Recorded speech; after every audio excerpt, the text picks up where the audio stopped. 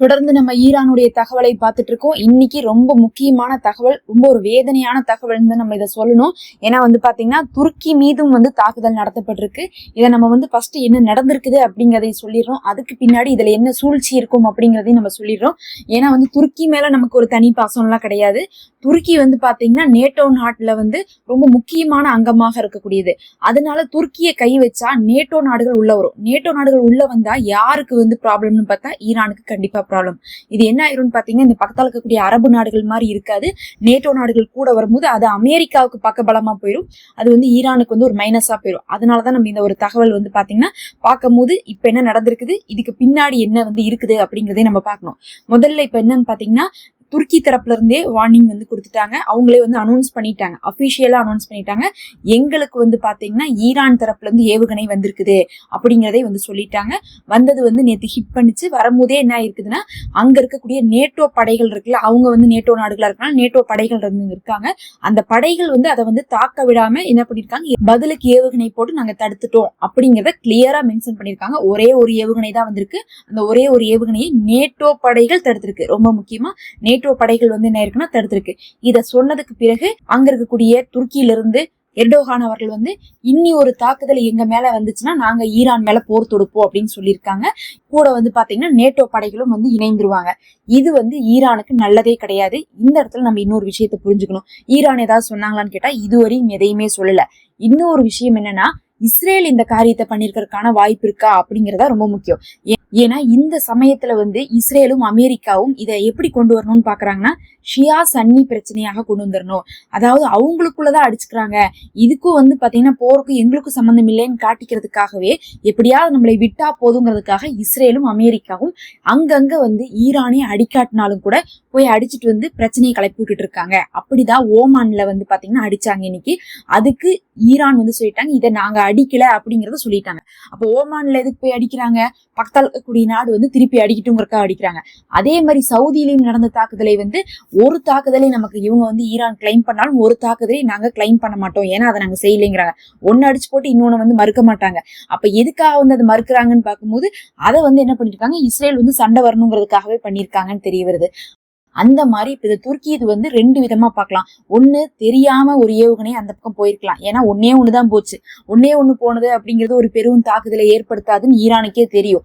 அப்படி இருக்கும்போது பாத்தீங்கன்னா ஒன்னே ஒண்ணு போறதெல்லாம் தவறுதலா போயிருக்கிறதுக்கு வாய்ப்பு இருக்கு. இன்னொன்னு தவறுதலா கூட அனுப்புறதுக்கு இவங்க துணிய மாட்டாங்க ஈரானுமே.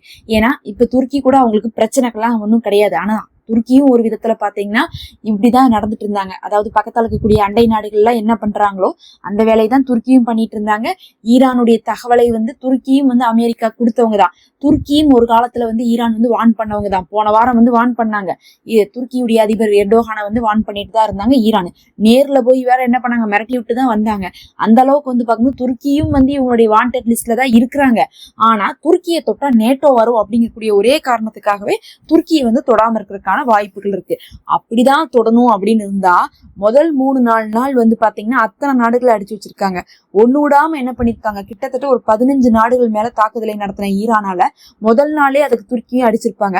அப்ப இத்தனை நாள் கழிச்சு அடிக்கிறாங்க அப்படிங்கும் போதே இது இந்த இடத்துல என்ன சந்தேகம் வருதுன்னா இது இஸ்ரேலுடைய சூழ்ச்சியா இருக்குமோ அப்படிங்கக்கூடிய ஒரு சந்தேகம் வருது. முக்கியமா இது பாத்தீங்கன்னா இந்த போற ஆரம்பிக்கும் போது இவங்க என்னத்தோட ஆரம்பிச்சிருக்காங்கன்னு பார்த்தா ஃபர்ஸ்ட் நம்ம ஆரம்பிக்கும் போதே ஒரு பெரிய அட்டாக் பண்ணிடுவோம். கண்டிப்பா அந்த கூட்டத்துல இருக்கக்கூடிய முக்கியமான ஆட்கள் எல்லாத்தையும் என்ன பண்ணிடுவோம், ஒரே தடவையிலே போட்டு தள்ளி போட்டு ஆட்சி மாற்றத்தை கொண்டு வந்துருவோம் அப்படிங்கக்கூடிய எண்ணத்தோட தான் இஸ்ரேலும் அமெரிக்காவும் ஆரம்பிக்கிறாங்க. ஆனா பாத்தீங்கன்னா ஆயத்துல்லா கொமேனி அவர்கள் இறந்தாலும் ஆட்சி மாற்றம் வரல. அடுத்தடுத்து என்ன செய்யணும்னு அவங்க திட்டமிட்டு கரெக்டா செஞ்சுட்டு இருக்காங்க. இந்த இடத்துல என்ன ஆகுறாங்க, இவங்க கொஞ்சம் ஜர்க் ஆகுறாங்க அமெரிக்காவும் இஸ்ரேலும். உடனே அமெரிக்கா என்ன பண்றாங்க, சமாதானத்துக்கு சொல்லி அனுப்பி விடுறாங்க. அனுப்பி விட்டா அங்கிருந்து ஈரான்ல இருந்து பதிலே வரமாட்டேங்குது. அவங்க சொல்லிட்டாங்க நாங்களாம் சமாதானத்துக்கு வர முடியாது, நீங்க எதிர்பார்க்கறத நாங்க ஒத்துக்க முடியாது, நாங்க இந்த தடவை நாங்க முடிச்சு வைக்க போறோம், நீங்க ஆரம்பிச்சு வச்சிட்டீங்க, நாங்க முடிச்சு வைக்க போறோம் பாருங்கன்னு சொல்லிட்டு அமெரிக்காக்கே பதில சொல்லிட்டோம். 2 நாள் 3 நாள் கூப்பிட்டு பார்த்துட்டு இன்னைக்கு அமெரிக்கா என்ன சொல்லியிருக்காங்கன்னு பார்த்தா எங்களுக்குலாம் சமாதானத்துக்கு போகணும்னு எந்த அவசியம் இல்லை, அவங்க ரொம்ப எல்லை கடந்து போயிட்டாங்க அப்படின்னு சொல்லிட்டு ஈரானை குறை சொல்றாங்க. இவங்களே கூப்பிட்டாலும் அவங்க வரலைங்கிறதா உண்மை. ஆனா இவங்களே வேண்டாங்கிற மாதிரி இப்ப பேசுறாங்க. 2 நாளா சமாதானத்தை வந்து நாங்க கொடுக்குறோம்னு சொல்லிட்டு இருந்த அமெரிக்கா இப்ப வந்து பார்க்கும்போது சமாதானம் எல்லாம் கொடுக்க முடியாது, நாங்க வச்சு செய்ய போறோம்னு இருக்காங்க. ஏன்னா அவங்க வந்து சமாதானத்துக்கு வர மாட்டாங்க, நல்ல உறுதியா தெரிஞ்சிச்சு. எப்படி இருந்தாலும் வாரக்கணக்கா அடி வாங்க போறோம், அதுக்கு நாம தான் அடிக்கிறோம்னு எல்லாத்தையும் சொல்லிக்கலாங்கிறதுக்காக அப்படி சொல்லிட்டு இருக்காங்க. அப்படியே பார்த்தாலும் அதுக்குன்னு அமெரிக்காட்ட ஒண்ணுமே இல்லைன்னு நம்ம சொல்ல முடியாது. அமெரிக்காவும் இஸ்ரேலும் ஏதோ ஒரு விதத்துல தயார் நிலையில இருந்திருப்பாங்க. அப்படி இல்லாட்டினாலும் கூட பக்கத்தால இருக்கக்கூடிய நாடுகள் எல்லாம் வந்து என்ன பண்ணுவாங்க, கூப்பிட்டு மிரட்டி வரிய போட்டுருவேன், நீ போய் ஈரானை தாக்குன்னு சொல்லிட்டு கூட மிரட்டியாவது என்ன பண்ணுவாங்க, கூட்டத்தை சேர்த்திடுவாங்க. அப்படி ஒரு நிலைமை தான் அவங்க. அதனால வந்து பார்க்கும்போது எப்படினாலும் ஒரு மாசம்னாலும் இந்த போரை தாக்கு பிடிக்கக்கூடிய ஐடியால தான் அமெரிக்காவும் இஸ்ரேலும் இருந்துட்டு இருக்காங்க. இன்னைக்கு கூட இஸ்ரேலி கார்ட்ஸ் சொல்லும் போது, நாங்க புதுசா வந்திருக்கக்கூடிய ஆயத்துல்லா கொமீனி அவர்களுடைய மகன் முஜ்தபா அவர்களை வந்து என்ன பண்ண போறோம், அழிக்க போறோம்னு சொல்லியிருக்காங்க. ஏன்னா அவர்கள் தான் இப்ப ஆயத்துல்லா கொமீனி அவர்களுடைய இடத்துல சுப்ரீம் லீடரா வந்திருக்காரு. அவர் வந்து இன்னைக்கு வந்து பதவி ஏத்தாரு. இன்னைக்கு பதவி ஏத்தனால வந்து என்ன பண்ணிருக்காங்க, அவரை நாங்க வந்து என்ன போறோம், அழிக்க போறோம்னு சொல்லிட்டு இனிமேல் வந்து சுப்ரீம் லீடரே இருக்கக்கூடாதுங்கிறது தான் அவங்களுடைய எண்ணம். அப்படி இருந்துட்டு இருக்கும்போது வந்து ஒரு மாசம் வரையும் எப்படியாவது என்ன பண்ணுவாங்க, தாக்கு பிடிப்பாங்க. ஆனா அதனால அமெரிக்கா என்ன பிளான் பண்ணி வச்சிருக்குன்னா, இந்த சன்னி கொள்கையோட இருக்கக்கூடிய குர்தீஸ் மக்களை கொண்டு போய் ஈரான்குள்ள விட்டுறலான்னு பாக்குறாங்க. ஏன்னா குர்திஸ்தான்னு சொல்லிட்டு சிரியால ஒரு பகுதி இருக்குது. அது வந்து பாத்தீங்கன்னா ஈராக்குடைய எல்லை, அதுக்கப்புறம் சிரியாவுடைய எல்லை, துருக்கியுடைய எல்லையில அது அமைந்திருக்கு. 3 நாட்டிலையுமே வந்து பாத்தீங்கன்னா இந்த குர்தீஸ் மக்கள் இருப்பாங்க. குர்திஸ்தான் அப்படிங்கக்கூடிய பகுதியில குர்தீஸ் மக்கள் இருப்பாங்க. அவங்க அங்க இருக்கிறது வந்து பாத்தீங்கன்னா அவங்களுக்கும் இடைஞ்சலாதான் இருக்கு. மத்தவங்களும் யாரும் அவங்களுக்கு தனி நாடு கொடுக்க மாட்டேங்கிறாங்க, அவங்கள வந்து பெருசா சேர்த்திக்க மாட்டேங்கிறாங்க, சண்டை வந்துகிட்டே இருக்குதுங்கிறதுனால பேசாம இவங்க நமக்கு விசுவாசமா இருக்காங்க, இவங்களை கொண்டு போய் ஈரான்குள்ள விட்டு ஈரானை ஆட்சி செய்ய வச்சோம்னா என்ன ஆகுனா நம்ம கண்ட்ரோலுக்கு வந்துரும். அப்படிங்கறதுக்காக அமெரிக்கா இப்ப என்ன பண்றாங்கன்னா, இந்த 1 மாசம் போர் நடக்கும்னு சொன்னாலும் குர்தீஸை வந்து தரை வழியாக அனுப்புறதுக்கான எல்லா வேலைப்பாடுகளையுமே தொடர்ச்சியா வந்து அமெரிக்காவும் இஸ்ரேலும் செஞ்சுட்டு இருக்காங்க. கிட்டத்தட்ட வந்து பாத்தீங்கன்னா 15 கால்ஸ் வந்து பேசியிருக்காங்க போன்ல. அது இல்லாம இந்த விஷயம்லாம் ஆரம்பிக்கிறதுக்கு 1 மாசத்துக்கு முன்னாடியே தொடர்ச்சியாக அவங்களுக்கு தேவையான எல்லாத்தையும் நாங்க கொடுக்குறோம், நீங்க பாத்துக்கோங்கன்னு சொல்லி எல்லாம் பண்ணதுக்கு பிறகுதான் இந்த போரவே ஆரம்பிச்சிருக்காங்க. அப்ப மொத்தத்துல குர்திஸ்தான் பகுதியில் இருக்கக்கூடிய அந்த குர்தீஸை வந்து தரை வழியாக ஈரானுக்குள்ள அனுப்பி ஈரானுடைய ஆட்சியை பிடிக்கிறதுக்காக அமெரிக்கா திட்டமிட்டு இருக்கு. அதை எப்படி செய்ய முடியும்னு வந்து பாத்தீங்கன்னா அவங்க என்ன சொல்றாங்கன்னா, சியா சன்னி பிரச்சனையை கொண்டு வாங்க அப்படின்னு சொல்லிட்டு இந்த குர்திஸ்ட பேசியிருக்காங்க. அதனால அவங்களும் ஏற்கனவே சியா சன்னி பிரச்சனையை கொண்டு வரதுக்காக தூண்டுவிக்கப்பட்டிருக்காங்க. அது இல்லாம இந்த பக்கத்து நாடுகள் அரபு நாடுகள் எல்லாம் இவங்க தாக்கணும் உடனே அரபு நாடுகள் திருப்பி அடிச்சிருவாங்க, இது சியா நாடு அது சன்னி நாடு, அதனால மாத்தி அடிச்சுப்பாங்கன்னு சொல்லிட்டு எதிர்பார்த்தாங்க. ஃபர்ஸ்ட் அப்படிதான் வந்து UAE சவுதி எல்லாம் சொன்னாங்க. ஆனா இன்னைக்கு என்ன சொல்லிட்டாங்கன்னா, ஈரான் வந்து எங்களை தாக்கல, அமெரிக்காவுடைய நிலையங்களை தான் தாக்குறாங்க, நாங்க ஈரானை எதிர்த்து தாக்க மாட்டோம், அதே நேரத்துல நாங்க வந்து அமெரிக்காவுக்கும் இடம் கொடுக்கல அப்படிங்கிறதையும் வந்து என்ன பண்ண ஆரம்பிச்சிட்டாங்க, அங்க இருக்கக்கூடிய அரபு நாடுகள் சொல்ல ஆரம்பிச்சிட்டாங்க. அப்படின்னா ஈரானை எதிர்த்து தாக்குற ஐடியா இப்போதைக்கு அரபு நாடுகள்கிட்ட இல்லைங்கிறது தெரிஞ்சிருச்சு.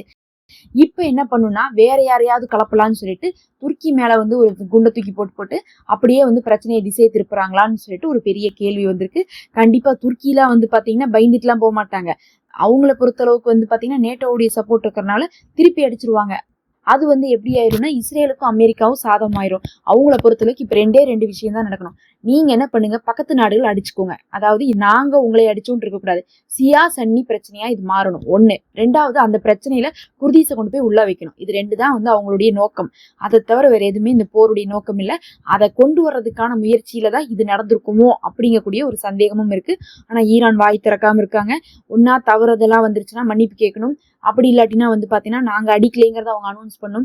இல்ல அப்படியும் இல்ல இவங்கதான் அடிக்கிறாங்கன்னா இனி தைரியமா தொடர்ச்சியா அடிக்கணும். இந்த 3ல ஏதாவது ஒண்ணு நமக்கு இன்னையில இருந்து வந்து பாத்தீங்கன்னா ஒரு 24 மணி நேரத்துக்குள்ள தெரிஞ்சிடும். ஏன்னா நேற்று இது நடந்திருக்குன்னா இன்னைக்கு அவங்க சொல்லக்கூடிய ரெஸ்பான்ஸை வச்சு நம்ம தெரிஞ்சுக்கலாம். ஆனா துருக்கியோட போர் அப்படிங்கிறது கண்டிப்பா வந்து யாருக்குமே நல்லதில்லைன்னு தான் நம்ம சொல்லணும். முக்கியமா ஈரானுக்குமே நல்லதில்லை. அந்த வேலையை அவங்க செய்ய மாட்டாங்க அப்படிங்கறத நாம நம்புறோம். இப்போதைக்கு நம்ம தொடர்ச்சியாக அப்டேட் போட்டுட்டு இருக்கோம். மறக்காம சப்ஸ்கிரைப் பண்ணி வச்சுக்கோங்க. நம்ம சேனல்ல ரமலானுடைய ஸ்பெஷல் ஹதியாவாக மெம்பர்ஷிப் இருக்கு, அதை ஜாயின் பண்ணிக்கோங்க. எங்களுக்கு அது ரொம்ப யூஸ்ஃபுல்லா இருக்கும்.